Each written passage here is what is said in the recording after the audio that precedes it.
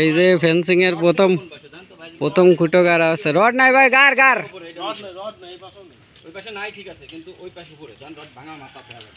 ভাঙা মাথা। হ্যাঁ কারেন্টের খাম্বা বুঝতেছে না বুঝতে ভাই। এটা কি কাটতেছো জানো? এটা হলো ধরো সিসি ক্যামেরার পোল, ঠিক আছে?